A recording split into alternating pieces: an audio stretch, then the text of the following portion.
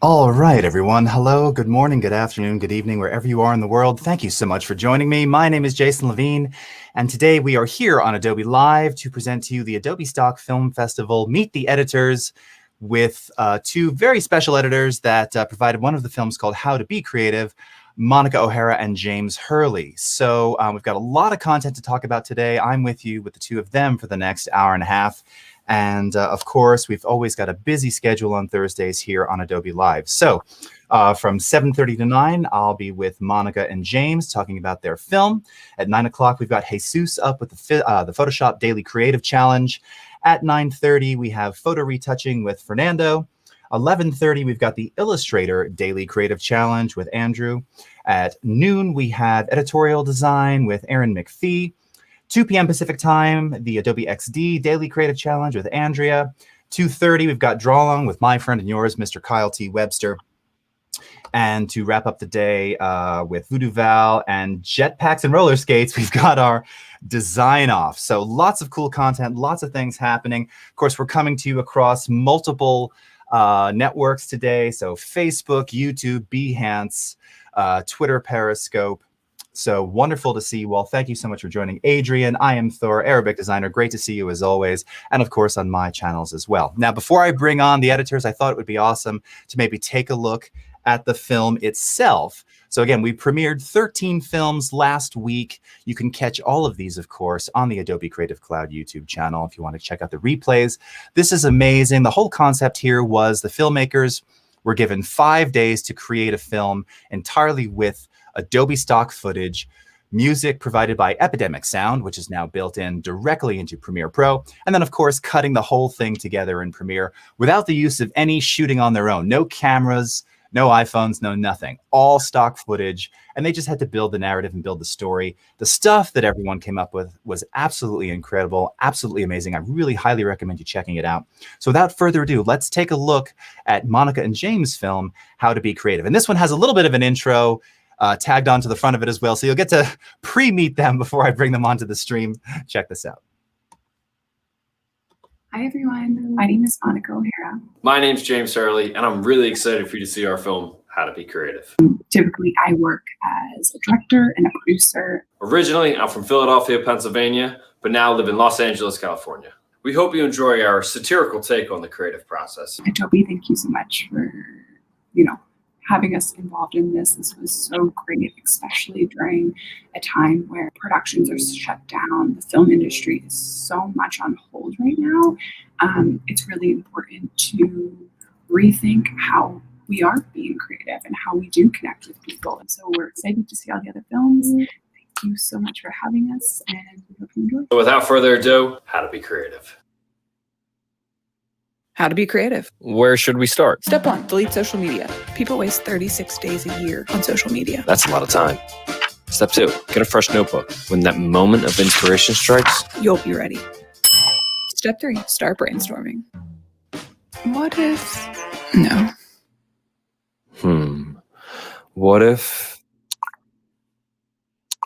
What if there is a train? And it goes to a small town. Okay, that's a start. What else happens? And the story's about a girl. Who smokes? I like it. Strong female lead. No, smoking's bad. Okay, it's about a pilot, and they flew somewhere to the... Sorry, I gotta send this text. Okay, what did you say? Step 4, eliminate distractions.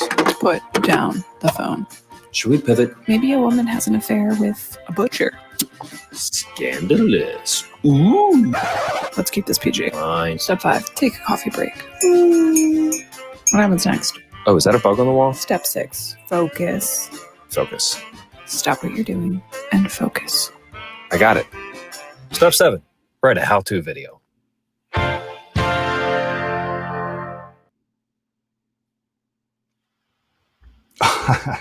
So great. All right. So with that, let's bring on the incredible team that created this film, Monica O'Hara and James Hurley. How are the two of you doing? So nice to see you, and thank you so much for joining us on stream today. How's it going? Hi.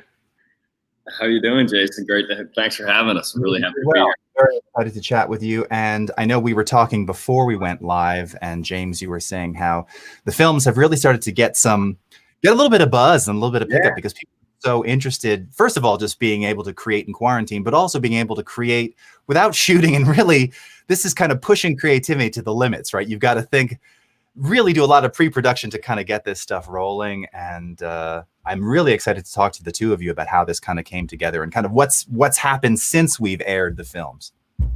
I mean, first and foremost, a ton of feedback and positive feedback, which has been great. And then just, certainly getting it out and just, sharing it with people has been, incredible positive feedbacks, which we're, incredibly excited about. So it's been a great week so far. I can't lie. Yeah, and I think for me, it's like a lot of work has been on hold. So being able to actually work on something and put something out was fantastic and super fun. And working with James across country, just so people know, James is in LA right now. I'm based in Philadelphia. So having that dynamic was definitely interesting. Well, and it really kind of speaks to, not only something that obviously, look, as a company, we've been talking about a long time, which is this idea of, collaboration being wherever the talent lives, that's what you're able to do with Creative Cloud. Not to sound like a marketing line, but that is, of course, part of the charm there. But, due to the situations that we're in now as a world, it really kind of changes the way you think about creating something, doing a production, collaborating, reviewing.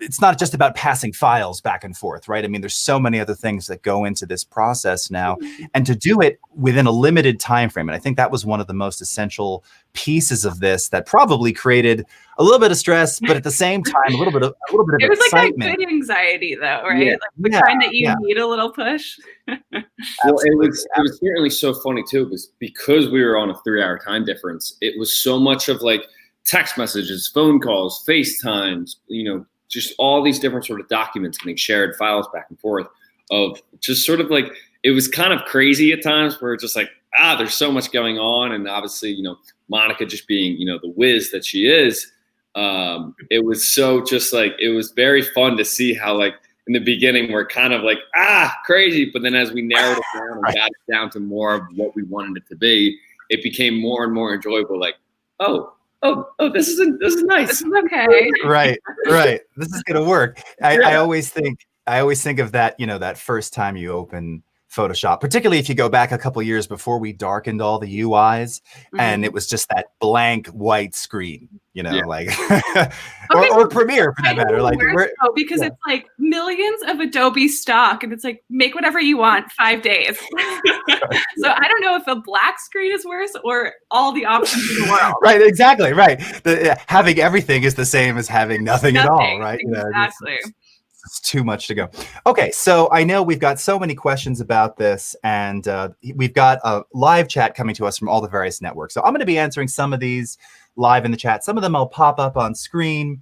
In fact, Adrian Christoph right now is asking, where can we find all the short movies, Behance or Discord? So Adrian, you can find them over at youtube.com/Adobe Creative Cloud. And you'll actually find a playlist there. So I'm typing that into the chat for you. So I'll be answering some of these via text. Some of them will pull up on screen. But I thought for now, James, I know we were going to kind of go through the whole process. And I know it was you who sort of started in Adobe Stock and really start talking about how you began that process with 50 million assets and narrowing it down or, where did you start with this whole thing? Where to start? Well, first and foremost, once this project sort of got presented to me, I realized it was a lot. I realized it was a big project, a lot of things to do in such a short period of time. So Monica and I, we actually grew up together. So we went to high school together. So it was one, and we've worked before in the past where we've gotten into that creative space where we've talked about certain narratives and storytelling that we want to get a part of. So the first thing I really did was I reached out to Monica and was like, hey, I have this project. I would love for you to help me with it. You're exactly the person I'm looking for. And let's be honest, neither of us have anything really to do right now. So we're kind of like, all right, let's just, jump in this both feet first. But so really from the start, I think, since we've met before in the past and since we've kind of been in that sort of creative sort of brainstorming mindset together, we wanted to really narrow it down and tell the story that we wanted to tell. So from the beginning, it really just got on to just, really sharing documents and being able to, create a story, create a narrative. And what story was that we wanted to tell? So from the beginning, we really wanted to decide what style of our film did we want to make it? What was the overall message? How did we incorporate with quarantine? How did we sort of make it? Because we knew we wanted it to kind of I'll be honest, when we first started, it was supposed to be this murder mystery where okay. That's where it started. How did we get from murder mystery all the way to this satirical take on our own creative process? And that was very much the process. And so so really it narrowed down to a lot of the jokes inside our film are really based in, truth and actuality of things that we really discovered. So everything from just different characters of who these characters were. And we just sort of played with it. What was our setting? What was sort of the, the style and the theme of the piece? And it really just sort of evolved and evolved and evolved. And it was really just our creative process. And we just sort of shifted perspective on it. And that's sort of, really how it started. And then obviously it just got fine-tuned and fine-tuned and fine-tuned. And that was really a lot of it. Nice. Well, and I love too, it's funny talking about just the different personalities and things. That one moment that just stuck with me the first time I saw it was where you're talking about something and then you just hear Monica, wait a minute, I have to send this text. And then you use the sound of the text typing. And that, I would think I said that when we reviewed them a week ago. One of the other elements here, which I think is very, very special. I mean, everybody used a bit of this, but in particular with yours, you really leverage sound design to a degree where, and no sound. There's actually quite a few moments, right, where you just go silent. Music stops, everything stops. I think there's maybe it's one of the scenes with the hands, and James, you just kind of hear your this sort of grunt, frustration. Super powerful, right? And I imagine if you had your script and your screenwriters and everything else, and all of this is happening in the traditional process, that would be an obvious moment. But here you had to just really design this thinking, all right, how am I gonna create this tension here when I don't even know exactly what kind of shots I'm gonna find, exactly how I'm gonna put this all together. I mean, it was just, it really speaks to the idea of crafting and kind of using these, I don't want to call them limitations, but again, someone else's vision and then you kind of, molding this to become your own vision and really fitting it into your story. And it was super effective. It really, really worked.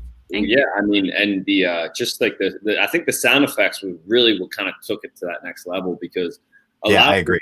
A lot of the voiceover that Monica and I both paired together were just sending voice notes back and forth to each other, and sending them through text message, through email, and it was really just it really did kind of elevate it, because it really kind of made the satiricalness of the film kind of pop a little more, and so it really all kind of came down. So thanks to Adobe for being able to provide that to us.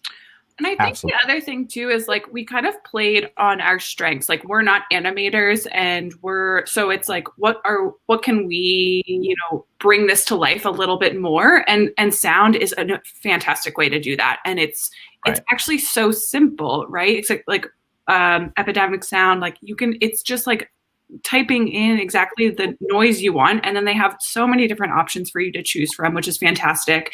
And then you can it's just like picking stock, right? You just find the exact note that you're looking for. And it's the same in films or commercial, those diegetic sounds, they do add such a level, and it's so simple that sometimes they get overlooked. So that was big for us to put in there. Yeah, and the water dripping. I mean, all of these elements were so crucial to, again, just that emotional connection and what draws you in. And some, it was interesting too, watching your film against some of the others, where there were a lot different types of visual cues that kind of forced you to sort of lean in. Whereas this, for me, it was so much of the sound design and just the music choice too. Like, it was just a great, the first few bars of that music, and I'm thinking, like, what genre, what mood would I have searched on to find that? It was just so perfect. And I know, I'm sure we'll get into that in a bit, because obviously anyone can attest to the pain of, finding the right music, especially if you're just trying to consolidate one piece. Yeah, no doubt. All right. So maybe, James, we could have you share your screen and kind of start getting into some of that and talk about sort of the process here of how you went about to kind of find and compile and make your selects for some of those pieces of footage. Let me go ahead and share my screen. Great. So I think, like, for a big thing with us for finding the right stock was like color choices, because sometimes you see, especially with stock, maybe this is stereotypical, but like you can see the disconnect going from shot to shot, because typically they are from different filmmakers or content creators that do this.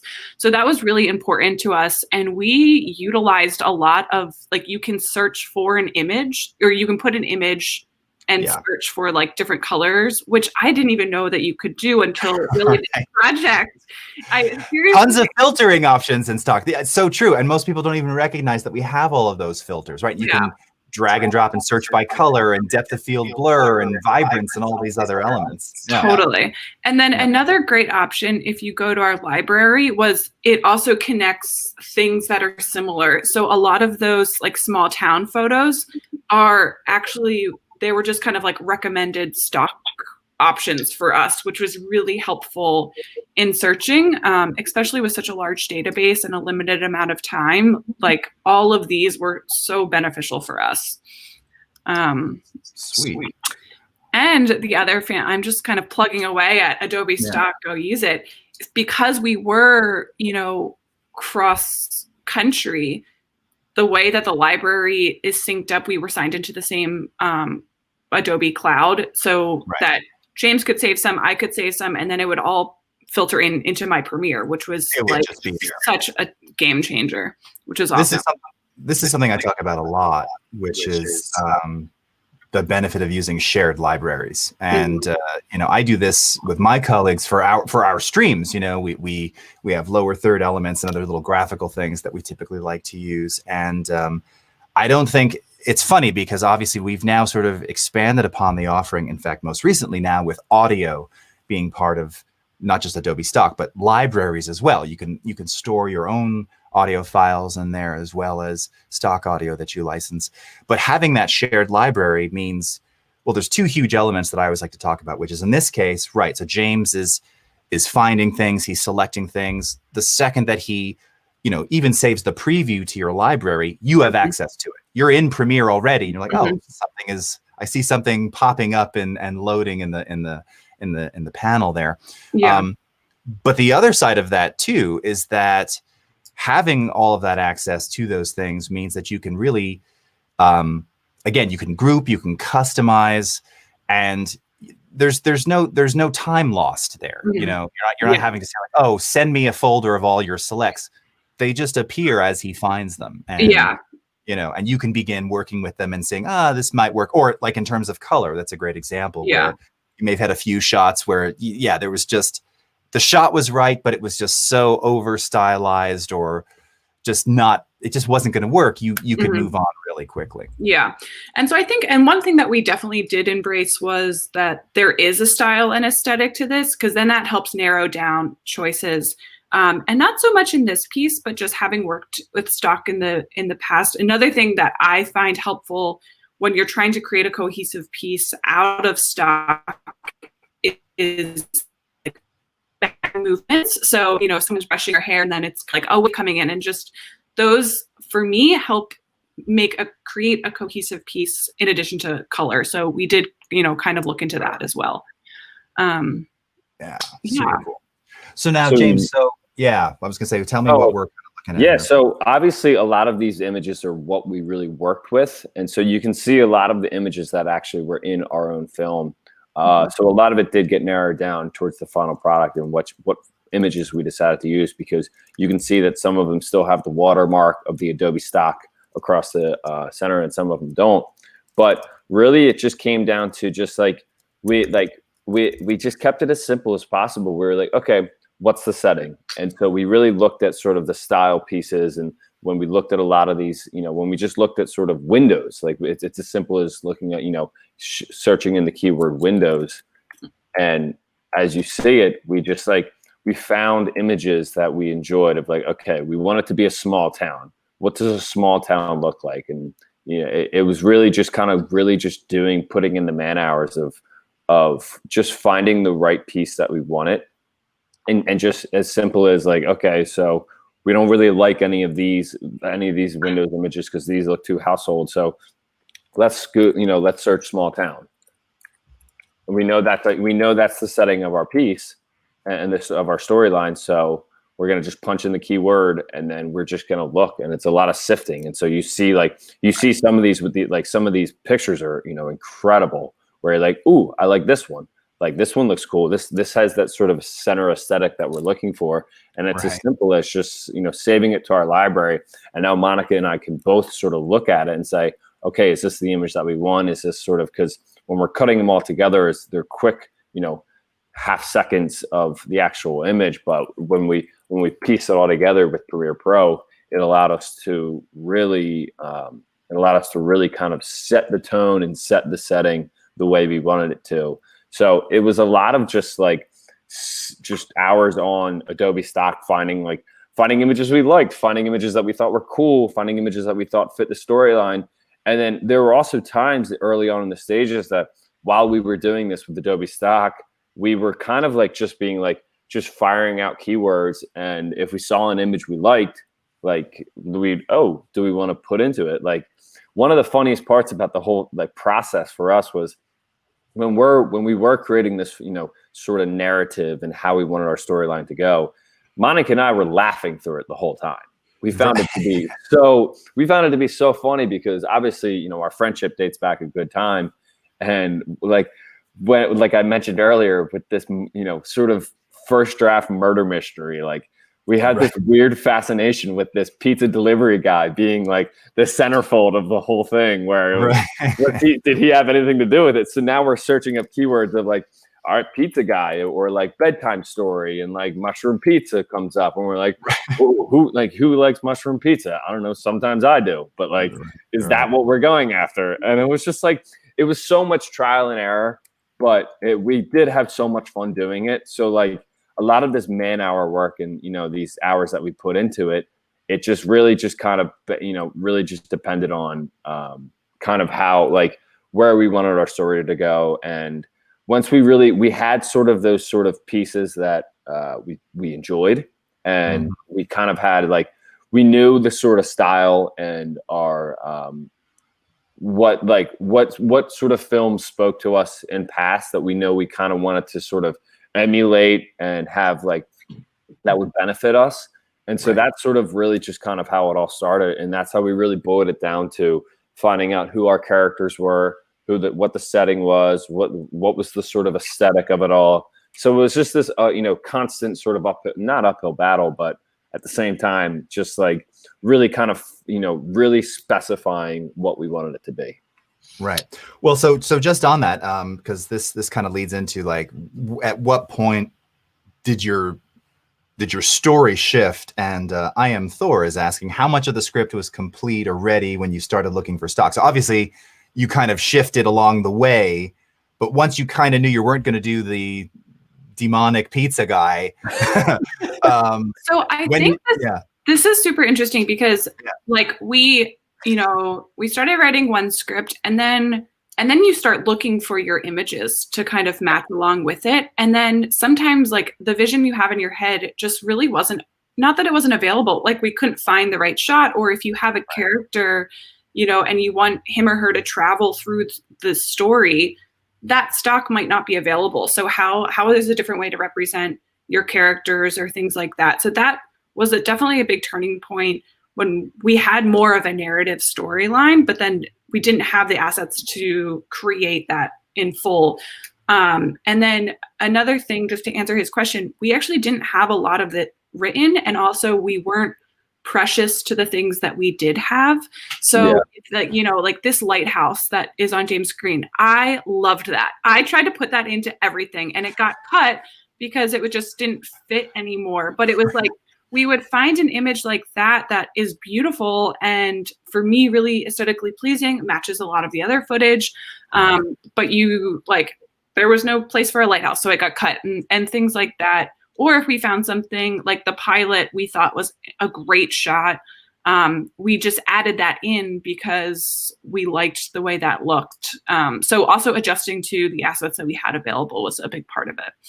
Right. Yeah, I mean, it's certainly, I mean, I think there were, like, if we look at the whole sort of document that went back and forth, I think there were, you know, 3 or 4 pivots of how our storyline was going to go. And to Monica's point, it really did, like, when we wanted to tell this story, it really did depend on how much footage we had of that specific, you know, either character or setting or how it really fit the narrative. And it was really just kind of playing and shifting our own perspective and shifting our own sort of, you know, how we wanted this, you know, story to be told. So it was certainly trying, but it all worked out because we were on the same page. I think, Monica, you said it at one point where it's like, we focused so much on what we thought was the right way to do it. And I think you had mentioned at one point, you said, let's take a step back. Let's let our pride and ego aside.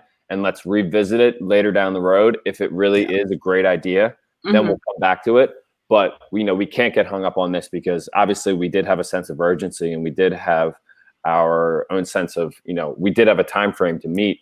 And it was a lot of that. It was just being able to sort of, you know, bounce around and figure out, okay, we need to look up more images that were, you know, were pleasing, you know, and find something that kind of fit a storyline. And I think that's when our voices really started to kind of play a role. Because I think we knew that we had to tell the story, and you know, and the film was really just to kind of, you know, follow it along. So it was a combination of everything.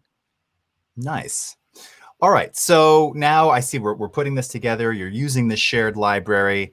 And it's funny, actually, and James, when you started showing this, I'll have to go back and watch it again. It didn't occur to me that, yeah, there's still imagery in there. I don't know. It just seemed like everything was moving. And again, I think your voices, that's another key element too, by the way. I was going to tell you this. I remember I heard an earlier cut, I think before it was sort of finished. And one of the things that I said to one of the people who was like managing the project itself, the film fest, I said, I love their voices. There's something, and you can tell, and don't take this the wrong way, you can tell that there's like there's a relationship here. Like it's 2 people who know each other, who get each other, you know, who get each other's quirkiness. And that there was something to that too, and how it transitions between the images and the video.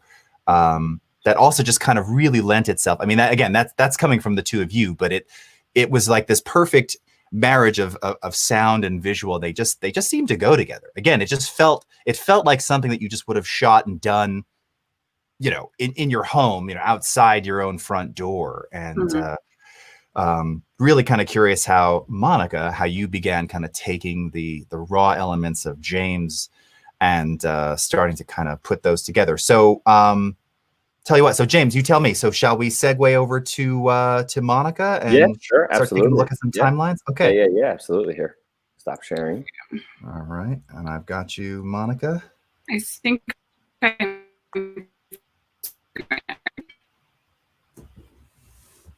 but yeah, Jason, that really does, like to your point, that certainly does. I think what really was the, you know, underlying factor of the success so far is really just Monica and I's, you know, great friendship that we that like I mentioned, you know, we hit our roadblocks, and just like everybody else hits the roadblocks, and I'm sure every other filmmaker had their, you know, trials and tribulations, but we especially in quarantine when it was like so sometimes it was so there was one day where I think I called Jim and I was like, I just like don't know if we could finish. I don't know what's going on. He's like, why don't you just like go like take a break for a little bit? I was like, all right. Like, and so I was super grateful to have that partnership during this too, because during anything it gets tough.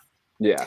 It feels that way. I mean, there's something just very, very, very organic about it. And I'm telling you, I'm an audio nerd anyway. So I immediately listen to voices and just the aesthetic of the voice and how if it feels genuine and all of that. And that came through. Like the friendship, obviously, there was just something there that you couldn't have faked. You know, if you'd put voice actors in there, it would have sounded great. I don't know if it would have had the same kind of connection with everybody. And you know, appreciate that compliment. And I think once we decided on the comedy that we knew this was going to be a comedy, we realized that like, okay, every great comedy sort of has those two sort of characters. It's that sort of combination of that sort of kind of eccentric one, and then there's kind of like the bit of the deadpan. And when you're able to kind of pair them together, and when we wrote all of the sort of script, and we really decided like, all right, well, who's going to say this, who's going to say that. I knew once we decided like what lines we were both going to decide, that was, you know, which is a simple, like, how am I going to say this? You know, how am I going to say this word and like, whether it's the scandalous line or just like, oh my God, is that a bug on the wall? Where it's that like, you really let it, like, it really just vibrates more when like you have the visual of the bug zooming in, like you're sitting there in the, you're sitting there in the creative room or the big office space. And you're just like, okay, what are we doing? So it was certainly, very fortunate. Yeah. Oh, it totally came through. I think the other thing too is like, I don't have audio equipment at my house. Like we just recorded this over on our phones. And so it's not perfect. And like for us, it was kind of like, that's okay. Like there are a few like mic bumps and things that like, I look at now and I'm like, you kind of regret that. But, and actually, this is really bad. So me and James, we were just like texting each other back and forth the audio recordings. And I was trying to export a final and like my media went offline. And I tried to like auto reconnect everything. And the voice, it just connected everything like so just like look at my audio timeline. Like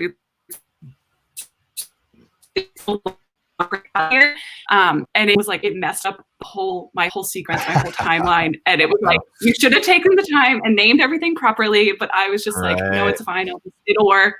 So I had to, of course, do the extra work because I got lazy and didn't do the right work ahead of time. I think it's something everybody can identify with for sure. For sure. So you've got your libraries panel open in there. So I was wondering if you could give us a little peek. I don't know if you use a lot of shared libraries, but so this is obviously your shared library where James was making his selects and things. Yes. And this was your starting point, right? This is where you're seeing this footage kind of come in, and you're able to quickly review it and then, add it to the project and start reviewing the clips there. Right. And then it was also nice because then if like I saw, a spot in the timeline where we needed more, we needed less, like I can go into stock and save it same way. It's so simple, just dragging and dropping into your project. And then obviously it gets watermarked. These are all our purchased ones, but super simple. And then same, like we used for like the graphics like this, I used InDesign to make these, and it's the same deal, right? Like you can just bring in your assets, super simple. But we wanted to share a super early version of this. This is when, if that's okay. Yeah. You know what, Jason, the one thing I do realize, it's a different song. Is that okay? Yeah, if it's as long as it's an Epidemic sound song, shouldn't be an issue. Yeah, we're good. I'm just gonna mute it because I don't think it is. So no Lady Gaga or anything like that. Yeah, there was none of that, but I can't remember exactly where we got it from. Let's be safe. That's a great. I love that. I mean, it's unfortunate for the world, but that's okay. Yeah. I think this has how to be creative in 4 easy steps. Step 1, no social media. On average, people spend 36 days a year on social media. Oh, it's so bad without the music. Step 2, get a clean notebook. Because when that moment of inspiration strikes, You'll be ready. I'm lagging. But I'll let this load for a second. But it was like, I think it's important to see the process, like seeing something like this, no design elements, or even just like the notebooks. Like once we understood that we want a notebook here, then we can like amplify it a little bit and add a few page turners and things like that. And that was important, especially for us to keep the story moving. Yeah, I think it was really at that point where once these drafts started kind of coming about, that's when we really realized, like, okay, this is our story. We're going to run with it. And we kind of we just let everything else go, where it's like, as much as as funny and as sort of, full fledged. Cause I think Monica and I both kind of come from that narrative background of we want a story that's going to draw you in. We want a story that's going to have, the characters, the viewer and the audience can identify with. And, where it's who's the protagonist, who's the antagonist. And really it was just at that point where once the sort of how-to format really came about, we just jumped both feet in. And I think that's what really kind of made everything pop, because like Monica said, then we were able to go back into Adobe Stock and really search those images that we wanted and that were gonna fit the storyline, but then have more of an aesthetic to it as well. Right. And I imagine, did you lay into the timeline your voiceover first and then kind of cut to the voiceover? Because I imagine just for duration purposes, you were trying to sort of fit things in place. Yeah, and then we would go back and forth and be like, "Hey, I need you to re-record this line a little bit differently." There were a lot of recordings. Yeah, a lot of recordings of just how you said it, how you said a certain line, whether or not there was a mic bump, or whether or not it sounded, it was pronunciated, and whether it fit the film the right way. And so it was a lot of trial and error, which it all worked out. And this was just done with a standard iPhone voice recorder app. Yeah, I talk about this all the time, by the way. Anyone who's watched these streams knows. So I've used it myself countless times. I still use it for interviews and things. It's wonderful. And that's the thing is, and if you're in a reasonably quiet environment, it's frankly, with a little post-processing, it's not going to sound any different than if you'd captured it with a Zoom H6 or whatever, or some kind of a better microphone going into some other device. And again, in your finished film, especially, it's wonderful. I mean, no one's going to say, it sounds like an iPhone recording. It's great. And I love talking about that, because again, that's one of those, I get audio questions all the time and capture questions. And yes, if you're if you're on set, on location, outside, and you've got two characters talking, yes, the iPhone's not going to help you. That's not going to work for you, But something like this, especially being off camera, where you can, first of all, you see the level on the screen, but you can just get it nice and close and clean. It works so well, and you didn't sacrifice anything, right? I mean, all of the feeling of your voice came through and really kind of sells the narrative. So I love hearing that stuff. That's good. It's great to share that too. Yeah. We also debated. We're it's really easy to find voiceover artists as well, and so we were thinking about that. And then it was one, time's sake, right? And then it was this is our story, and our voice is amplified a little more. So that was another big driving of just using ourselves. Yeah. Nice. Yeah. Okay, so we're back in your timeline here. Yes. And so this now we're looking. This is not the old. I didn't finish playing the old version. Yeah. Okay. Yeah. I was gonna say, if we can go back to the other one too. I wanted to see it. I love. First of all, I love different text and everything. Those options. That's another thing too. I think that you used to really good effect was just your text, and it's very, very different here. So different here. This very mock-up stage. How to be creative in 4 easy steps. Step 1: no social media. On average, people spend 36 days a year on social media. That's a lot of time. Step 2: get a clean notebook, because when that moment of inspiration strikes, you'll be ready.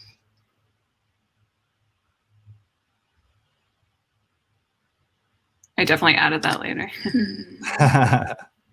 What if, no. Oh, maybe, okay, what if there is a train and it goes to a small town and we show windows, just lots and lots of windows. No, not windows, a lighthouse. We show a lighthouse. There's the lighthouse. Yeah, there's my lighthouse. Yeah.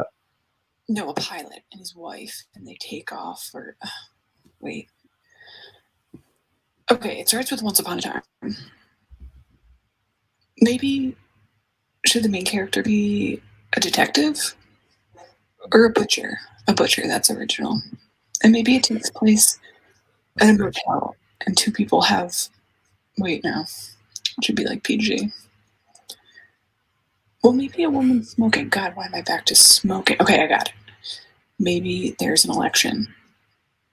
No, too political. Okay. Oh, God damn it.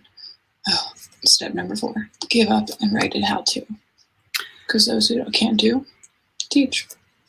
So obviously this was a very early version of this script. And this is an instance where James and I wrote this, and then our time zones, when I was working on it, I was just recording my audio so we could kind of start pacing things out. And we did have this discussion, should it just be his voice or my voice? And I think definitely the pairing of our voices in it creates so much liveliness to it. And at first actually it was going to be his voice. And then we decided that us talking together is so much part of that creative process, back and forth, ping-ponging ideas. And it is exactly what we did too. So right.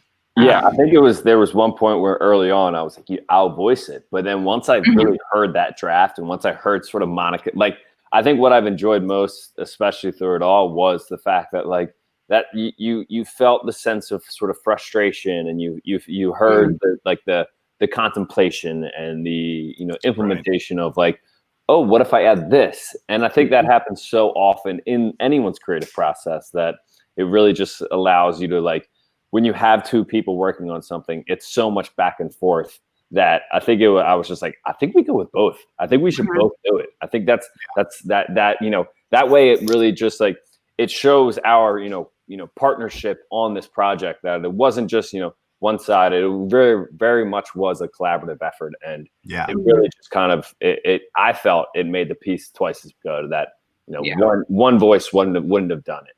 Mm-hmm. Oh yeah, no, I mean that's it. And it's so, I love seeing, and it's so funny too, how there were quite a few different pivots in that rough cut. Mm-hmm. But yeah, I mean, you can even see, I mean, a lot of the same lines still exist in the final version, but there's just something. It's more like this version, that original rough cut almost feels like we're in Monica's head, whereas the final one feels like you're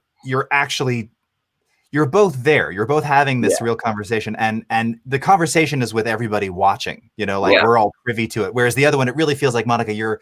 I don't know if you remember Ally McBeal, but she was always having this things in her head that it's definitely an internal dialogue, as opposed to where it's more of an open conversation. And then also, I just think I like seeing first cuts into then finals too, because then just the intricacies that you can all right, now we have clocks, so now let's put a bunch of ticking clocks or things like that and the sound effects too, that you can start actually bringing things to life. So even though that draft is so far off from where we ended, having a final cut where okay, this is the story, this is what we're working on, we have the next 2 days to kind of polish this up, was a big point for us to even just get to.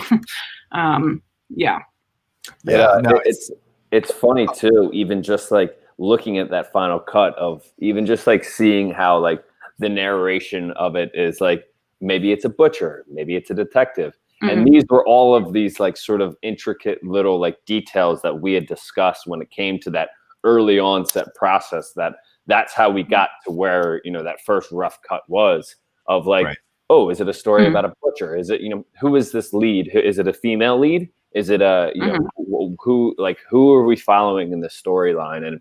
And I think our target audience is exactly the sort of the creative individuals that, you know, we're much like the other creators in the film festival. These are just sort of things that everybody goes through, and these sort of conversations, these questions, and that curiosity that everybody sort of kind of asks themselves whenever they're putting together, you know, a piece. And I think it just sort of it just sort of accentuated, and it really kind of fit the target audience we're going for. Right. So I'm curious now, and Monica, you tell me how you want to pivot this, because I know something you mentioned a bit earlier was around, you know, so once you obviously had the story, and let's just say most of your footage, most of the content ready. So two things, and we can do these in whichever order you feel most appropriate. So first, where do you start now trying to match the color across all these shots so that it does feel very consistent? Because again, that's one of the key elements, right, of also selling that story, is it has to have this kind of visual consistency, which is, for anyone who's never really worked with stock content, particularly video, it's very challenging, right? I mean, because you just, everything that you're going to access, shot by different people, different light, different places, times of day, different cameras, different sensors. I mean, there's so many factors that go into it. And then where you started also kind of bringing in the sound design and tweaking, and then finding that music. So I don't know if you want to start with color or sound, but thought we could pivot to one of those. I'll start with sound, because for me, I'm a very musically inclined editor. Like, if you'll like, and I like matching beats and things like that. So, especially with the cuts, like I come from the commercial world where like those things are so, you know, especially I work in fashion a lot too. So it's a lot of like cute cuts and things like that go with like the dress swooping up or things like that. So finding the music track for me is like crucial. And the track we used before is kind of similar to this one, just because I need to edit with at least some music in me, or I can't like find the right place. And a big part of this was like letting, and I think, you know, you mentioned it earlier, is letting the silence be a part of that story and not being afraid of it. A lot of people are scared of, you know, blank moments. And even I am too, because I put a lot of like the ums in there, but it does help with the comedy element. So I always start with the music, and then the sound effects were probably the last thing I added, just because we were still adjusting the footage so much. And then in terms of color, I didn't do like, these backgrounds were definitely selected based on, you know, elements that were coming next. So they're like, the color treatments were fairly similar, but like these backgrounds, I didn't do much except opacity adjusting, and then maybe some like exposure adjusting, but not much. And it took the time to find specific colors in the footage so we wouldn't have to go back and fix color, just because that can take, you know, quite a bit of time, and it's so much tweaking, where we were a little bit crunched for time, you know, just the 5 days to do this. So we tried to find stock color first, and then would adjust ever so slightly. Like, these look like they have layers on it. I don't even quite remember now, but yeah, for color elements, we didn't do much. We just kind of looked for the right things. Now, in terms of the music, now, obviously, at the time when you were making this, we hadn't yet, although you probably knew it was coming, we hadn't yet introduced Adobe Stock Audio Epidemic sound into Premiere. You were obviously doing it on the Epidemic site. I was wondering if you wouldn't mind opening up Essential Sound and kind of showing that panel, and so that people can kind of get an idea of what that looks like. You can find it under the window menu. And you'll see Essential Sound there, and it'll be in the browse. Yeah, well, we didn't have that. That wasn't because this is not the latest Premiere right here. Yeah. Yeah. Whoops. Okay. But we didn't connect it. It was everything we like old fashioned way, downloaded it and then got it in. Old fashioned, right? It's so funny. Old fashioned as of a month ago, right? Yeah. Epidemic wasn't happening at that point. Yeah. So, what's interesting too. So I'm curious, like, just talking about moods and genres. I'm gonna see if I can pull it up on mine real quickly here. So, this is something that now I'm a composer myself. So when people ask me like, oh, well, what music provider do you use? I use this one right here. Yeah. This is the one. Hence the massive amounts of music gear around me. But Right. there are times, like, for instance, I'm cutting some stuff together. I do a lot of little pro bono things, even with my own children, and I don't feel like composing for them. So I love when I kind of go into the first place we start is like mood versus genre. I would always kind of go to genre because I'm thinking film, epic, and thinking of all my favorite film composers. But I think a lot of newer creators, they go to mood first, right? So I was curious, like when you were searching on that, and actually, Monica, if you wanted to go to Epidemic, you could pull it up. I can hide your screen for a second here. Okay, great. Go ahead, and then I'll bring it back when I see that you're in the Epidemic browser. I'm really curious about the sort of the moods and things, because what and how did you come up with the idea for the mood? I mean, I'm thinking like when you think about some of the options you have, happy, joyful, those kinds of things. Is that what you were thinking? Because again, I keep going back to your original concept and how that was such a different pivot. Like if you had gone with the sort of horror theme versus what is really, it's not just like it's happy, but there's something very, I don't know. There's just like it's positivity, but of course you have this very dry, just very deadpan kind of like vibe to some of the narrative there.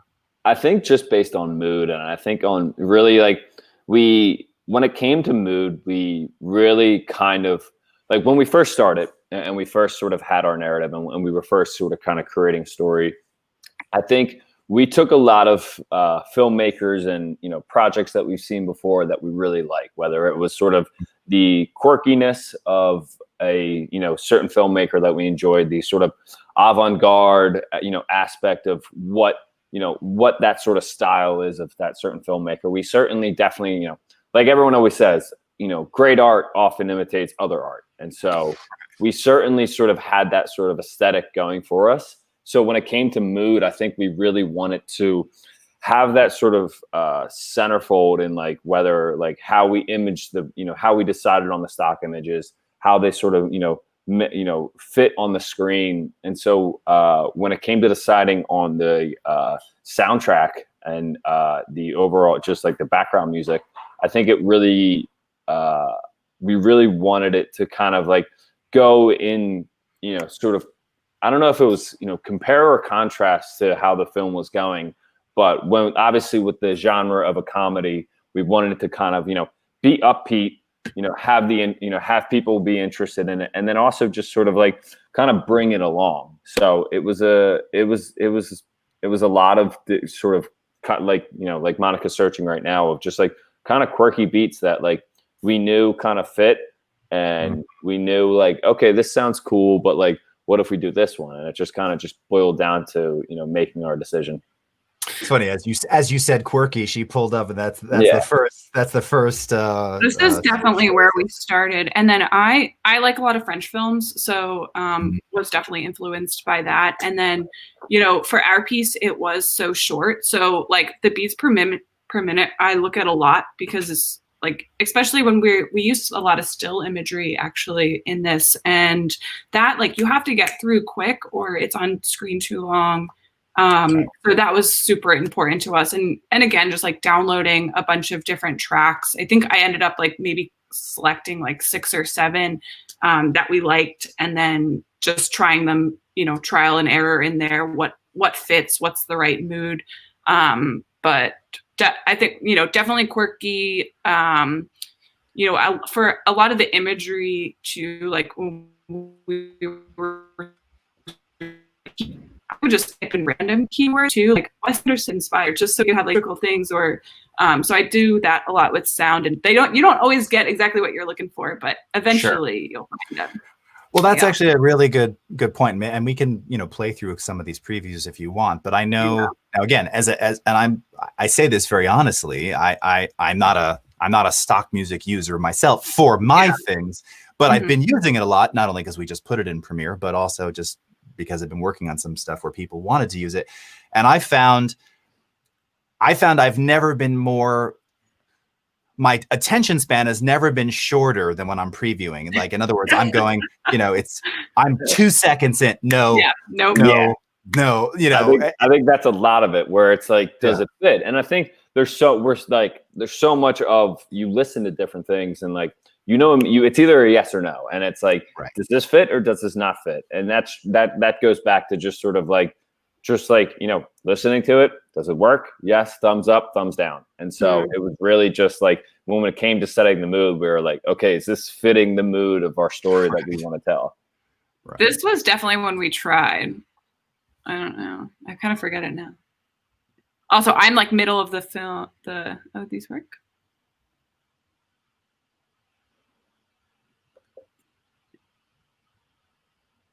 I'm not hearing it. I'm not hearing it either. I heard your volume button, but I'm not hearing that. Oh, there you go. So like this, I remember looking at this, but it's just that so not right. This one. And then you panic and you're like, oh, I'm not typing in the right words. Right. Right. No. And I think sometimes it's hard, like for me, like I like music, but I don't make music.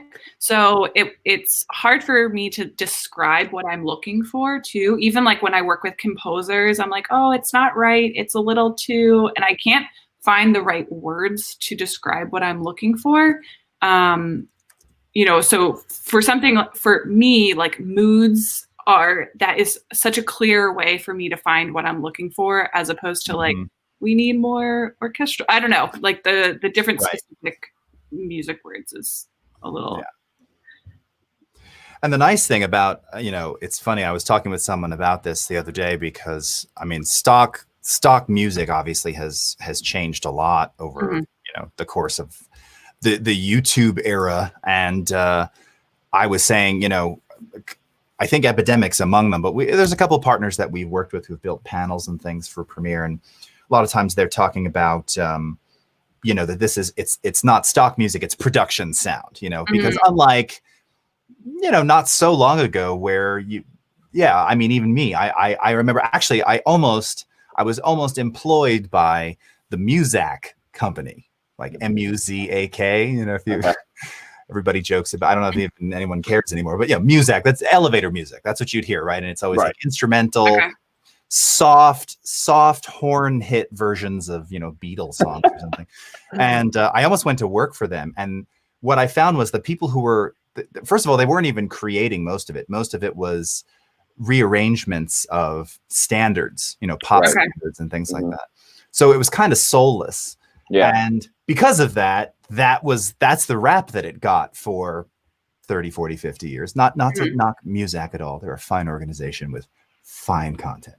But that was the perception, right? It was sort of like, I never thought, oh, what a fantastically wonderful piece, or what a great recording, or wow, it really sounds authentically French or whatever. Whereas now when you listen to this stuff, and this is not native only to them, but you find this, I think, just kind of more in general, because it's people's expectation. It does feel like someone actually composed, recorded this, it's not, it doesn't feel as canned as it once did, I guess is what I'm getting to. And that's so evident in your final choice, because it really feels like you commissioned this, like it's just the perfect association of those pieces, and you found it. It probably took a lot of click-throughs, but you got to it. Real quickly, I just wanted to show, I'm going to switch my screen over just so people can see, and then we'll go back to yours. So this is the current integration. Here, let me see if I can go. Let me go just full screen on me for a second. So this is what the integration of Essential Sound looks like. Oh, and you can see that you can find it now under the Browse tab here. So you have the Edit tab, which is what we were just seeing for you. So this is the classic Essential Sound dialog.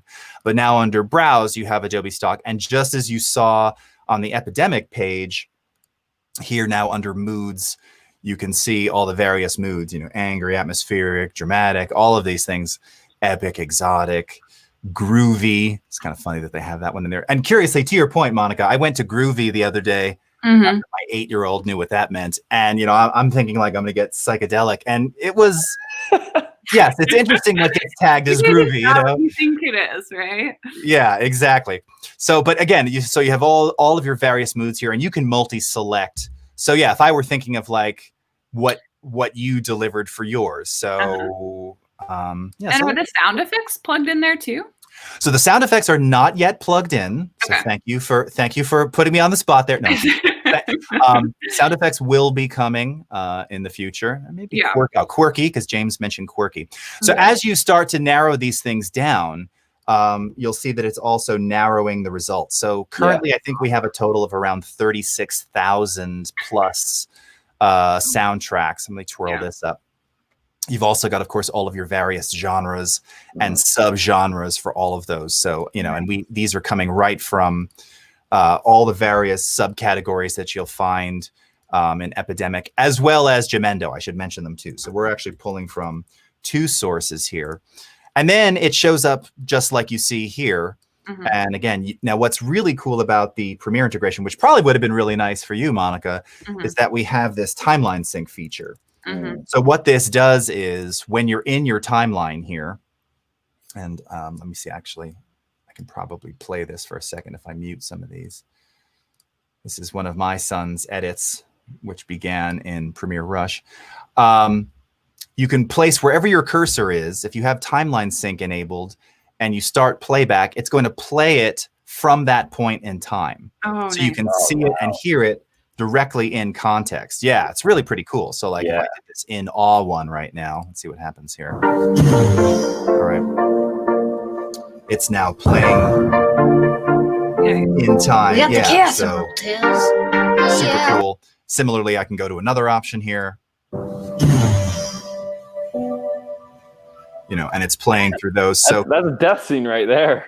That's right. Yes. Yeah, that's melodramatic. That's playing at the heart. 8-year-olds and cameras, you know. Yeah, you gotta believe they're the future. That's a full on fight scene here. You know? This is another one of those things that I found really interesting. Is that in the world of you know, YouTube video, plushy videos. I don't know if anyone's familiar with those, but this is like hot stuff. There's this, and no one tries to obscure hands or anything like that. There was a period in time, you know, I think like the Muppets, you never see the person underneath the puppet. Plushy videos, and there's a whole bunch. I've never heard of that. Plushy? Is it like, so if you like the old, like stuffed animals, so my son's really into like Sonic. So if you go like Sonic plushie, there are hundreds of people who make these things, but out of those hundreds, there's probably several dozen that have tens of millions of views. And it's just these funny films that they're making with these, and they don't even obscure the hands. That's the whole point. It's like there's no pretending that someone's not holding it, but all of the voiceover is ADR, so it's not like crappy in the room sound. All of it's ADR. Yeah, there's a ton of sound design. There's a ton of very specific music, which changes based on the scene. It's kind of an inspiration to what you're doing too. It's like that same idea. Like it's so incredible to watch, because growing up, that's exactly what I used to do. And it's like looking at it and, you know, looking at the tools you have now today from just a creative Adobe Stock, Adobe, you know, Premiere Pro standpoint, is you can really make a full blown action film using your own stuffed animals, letting your imagination just run wild. And it really, it's like, that is so cool to me. Oh yeah, it's bringing your imagination to life, and it's as you know, as you know, finely edited as you can get. Right, and there's no rule or shame in breaking that rule, or, you know, whereas kind of the fourth wall concept, which we see more now anyway, but it's anything goes at this point, right? Yeah, it really is. And if it's a good story, or bad, I don't know. Right? Yeah, I don't know. That's it. Like. And ultimately, it does come back to story and just subtlety of things, you know, talking about using silence. I mean, I'm going to tell you that for me, in your film, just and those quieter moments and that specific water drip, which I was like, I need to access that exact same sound effect that you used. It's not the first time it's ever been used, but there was something about it. you just totally changed the pace, and I could feel the brakes coming on, and I wanted to ramp back up. I mean, you're creating tension with a droplet, you know, Yeah. and it's just not so easy to do, you know. And it really speaks to just using all the tools and working with limitations to make something that is just so unique and still delivers a really fun, consistent message, or whatever mood you're trying to go for, right? Yeah.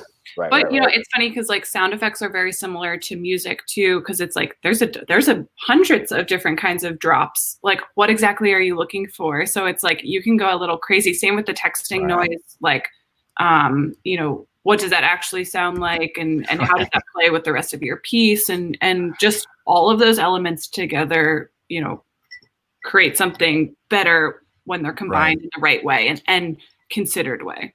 And I think the familiarity of it all, it really kind of plays, and especially from an audience perspective, you really kind of see like, oh, I'm tuning in now, and I'm understanding more and more of just like really just the sort of, you know, the style and the mood. I think that like what Jason's talking about of hitting that mood and playing it, you know, exactly where I think there's familiarity that the audience can pick up on. Mm-hmm. Oh yeah, and we've got Mark Goldberg is asking too, you mentioned sound effects where there'll also be Foley. So yes, Mark, Foley is included in that as well. And currently today, you can access, since we're on that topic, let me go ahead and I'll pull it up for you so you can see. We actually have, now they're not built into the Essential Sound panel yet, but we do have a library of over, I think it's 10,000. It's 10, let me see how many thousands. I don't know. Lots of thousands. Lots of thousands. 10,000, yes, 10,000 sound effects. So let me show you here. So if you're using Adobe Audition, this is actually where you can access them. I'm gonna switch my screen over again for one more second here. So from within Audition, if you go up to the help menu, you'll see that in here, there is something called download sound effects and more. That's going to take you to a URL for Adobe Audition downloads. And so you can see here, we've got sound effects, music loops, embeds, sound booth scores coming soon. These are not coming soon. This is from an old product. This is an old page. You can see it's the old Adobe design. Don't bother going there. But if you go into sound effects, what you'll see is, yes, so there's 27 bundles. These are all zipped up. And it's everything from, as you can see, so there's a whole series of Foley plus a whole dedicated series of Foley footsteps, fire, explosion, imaging, liquid and water. So again, I'm not joking, James and Monica, I went and like, do we have a similar droplet sound in our liquid and water? I mean, there's 585 minutes of Jason, droplets. I'll just email it to you, you crazy. I know. Well, you know, I was like, I wasn't going to ask, but yeah, there's great stuff in here. So, and I use these pretty much exclusively these days because they're free and we have access to all of them. So I highly invite people to go check those out as well. And in the interim, before we get some of that integrated into our Adobe Stock Audio portfolio. So, okay. So, Monica, if you want to go back to your screen now, we've got about 22 minutes to go. And I thought maybe it would be cool to kind of just highlight when you were kind of near the process of finishing and yeah, just kind of finalizing and tweaking the edit. Because again, I think something that is really powerful in your edit. And that's the other thing too. The total time of this video was just a bit over a minute, right? I mean, it was pretty, Yeah. It was short. It doesn't feel short. That's what's so funny. And I know when we aired it, I remember and seeing that, you know, you've got your intro at the beginning. Your intro is like half as long as the film itself. And yet the film feels complete. I didn't feel rushed. Good. Telling a story in a minute is also a big challenge. So what were sort of your, so yeah, all right. So what were kind of your tweaks? Like what was the process once you had it laid down? You know, you've got your selects. James has seen what you're doing. You're sharing. And were you just kind of like Dropboxing little MP4s along the way? You know what? We were texting. I was like exporting super small res files just because it was literally texting the videos themselves. Texting the videos, yeah, just because it was And then, I mean, once we got a little bit closer to finals, like I would throw them up on like Vimeo or Dropbox or things like that to actually review it. But baseline storyline was definitely over text. And then, something that was actually, and it doesn't sound tricky, right? But definitely the graphics took a little bit longer than one would think. And there's so just like finding fonts really big to me, and they help because we are playing with graphics and written text, just having that, like, how do the steps go versus this, while like they're equal importance. And so things like that definitely took a little bit longer than expected. And then we actually, kind of going back to audio too, we added in lines as we saw like, gaps in the piece. So like one moment that I think is really funny is when like James is like, fine. That was like a very last minute. That was almost like the last thing we dropped in there, just because we're missing something. And it's like, it's funny to have a reaction to like me correcting him. Right. That was a last minute, add in there. I'm trying to think what else we really did. But I mean, in terms of, actual editing, it's not, there's nothing quite fancy about this, right? Like there's like not, we tried to keep it really simple. One, just because time's sake, and, we didn't have a lot of time to work on it. But, sometimes if you're just direct with it, it's okay. And it, let it live on its own. And definitely like straight cut style, not kind of messing about with a lot of sort of dynamic transitions, which is a very popular stylistic choice today. But I think you went for a lot of straight or almost entirely straight cuts, right? We did. Visual transitions, which again is it's a stylistic choice, and I love it. And I think, to your point there, it's very direct. So you're driving that story. You were saying before, like, if you can't teach, my editor friend, Carrie, always used to say, it's a line, if you can't resolve it, dissolve it. Right. and the dissolve, while you don't see so many of them now, unless it's really specifically used, but it does, it slows down. It slows down the pacing. Right. I mean, so you're kind of, you have to have some kind of visual follow-up, I feel like, if you're going to use that dissolve, because otherwise it feels like you miss something. Like it's the pace is off. Whereas this is just like you're driving forward, Yeah. And I'm not big on transition. I actually don't like them very much. Personally, I like straight cuts. And then even like, I'm actually not a big fan of cutting to black. I really actually don't like it. So just like having this on there was very dramatic for someone like me. But we needed it for the yeah.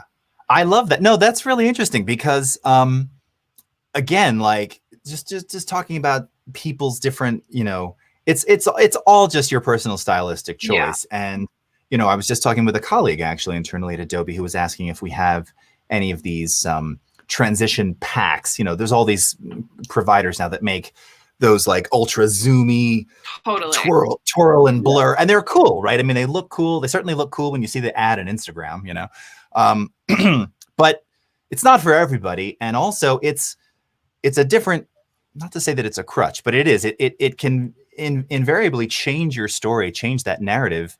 Whereas if you go for that more direct approach, leveraging silence, leveraging long cuts. I can remember, and that's something else too that I noticed here, where you actually there are moments where you're cutting rapidly on purpose. Yeah. But there's also moments where, again, based on your choice of stock, the camera's lingering. Yeah. And I think that gives people some anxiety too, because it means you better have something pretty good that's going to follow up that linger. Yeah. Otherwise you lost me. Right. And that I love that's very indicative of your editing style, and that you brought that up. And same with like the silence and the choices of all the sound design. I remember it's not long ago, there was something I saw where they were showing, again, something with like someone was using an iPhone or some kind of touch device, but very clearly the tap sounds and whatever and maybe it was even the screen too. It wasn't new. Like, it was in this ultra new modern looking setting, but they were using like the tap sounds that it sounded like old iPhone. I don't even know if the sound is changed. I've never turned those on, by the way, so I don't know what the new sounds are like. But it felt wrong, right? You're like on this iPhone 11, and yet I'm hearing like these clicky sounds from what I interpret as an iPhone 3G, you know, and and it really threw it off. And then I got lost. Like, I totally forgot what I was even watching because I couldn't get over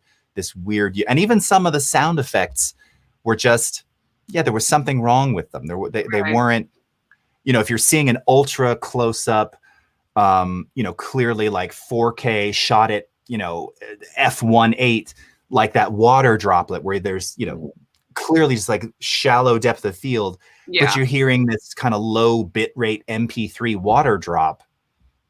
It doesn't work, right? Because you have this literally a crystal clear visual. You have to have the audio has to complement that, and it didn't.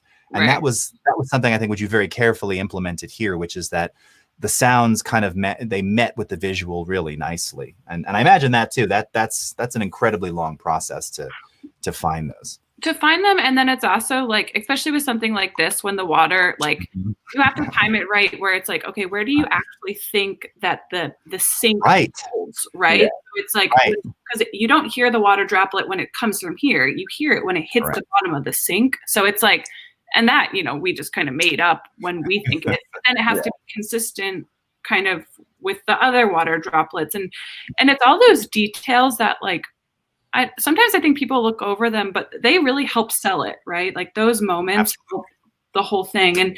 And even with like the light bulb, you know, that ding, like, that's obviously like, it comes from like an old cartoon, right? When it's like, great idea, ding. And so that's why we've stuck that in there. But finding that right, like, that pitch that you're looking for that also matches the music tone and things like that. And sometimes it's worth pointing out, since you just said that too, in those sound effects, which you now know you have access to, you probably never knew we even had those. Most people don't. You're not alone. There's a whole series of like cartoon sound effects. Yeah. So like a lot of the, you know, what are they called? Like all those like slapsticky, wow, wow, wow, wow, all that kind of stuff, like all the Looney Tunes things, like the Wile E. Coyote in there. Exactly, Wile E. Coyote, right? Whatever you call it. The Acme Anvil. That's right. Yeah, the Acme Anvil. That's it, and it comes crashing down. Yes. Yep. There's a lot of that stuff in there. Mm-hmm. Absolutely. So cool. Yeah, this shot, I mean, again, this just kind of speaks to just some of this really beautiful footage. That was the thing too, when you were going through this, were you also kind of amazed that, you know, when you have so many, look, not every piece of footage that you're going to find on stock is going to be brilliant, but there really is a lot of quite brilliant stuff on there. And this was, by the way, something we were talking about this, right, Monica?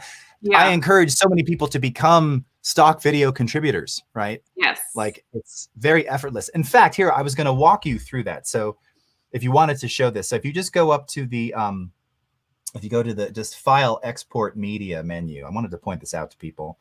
So if you, now obviously this is already stock footage, but if you want to become a stock contributor, file export media is going to open up your basically AME or the media encoder directly inside of Premiere. And in that dialog, you'll see just about halfway up under the Publish tab there, there's an Adobe Stock checkbox.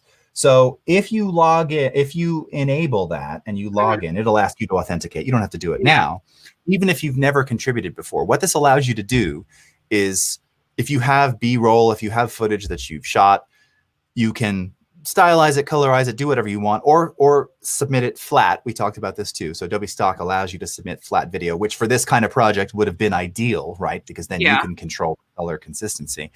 But directly from here, you can export and upload to stock. And what happens is it'll go into your contributor portal. Even if you've never been there, you already have access to this as a Creative Cloud member. When it's done exporting, it'll provide you with a URL that you go to, so directly to you. And then using Adobe Sensei in the background, it automatically keywords and tags your video for you based on Sensei analyzing other videos that are like this video. So it analyzes it and goes, okay, this is like faucet, water, you know, shallow depth of field, camera, all these other things. And it'll do all the tagging for you, which is how people find stuff in the first place. And basically you can add more tags, you give it a title, and that's pretty much it. And then you submit it. And like within a few days, you've got footage for sale. So it's a super easy, cool way to leverage B-roll and just have like a nice little passive income stream for stuff that you have lying around. And as a videographer, I mean, I've got to imagine you probably have a ton of beauty shots somewhere that you've, you know, that are just like, but it's also like that's what I love about Adobe too, because then it's just kind of like fostering the community in a bigger way, and that now we can all kind of benefit from each other's, you know, amazing footage that I know I have hard drives of it sitting, and it's just sitting there, you know, and so not even for like a separate income, but just for like something like, you know, if you want to make something out of stock footage, if you want to make a commercial out of it, there's so many more options for people, which is great.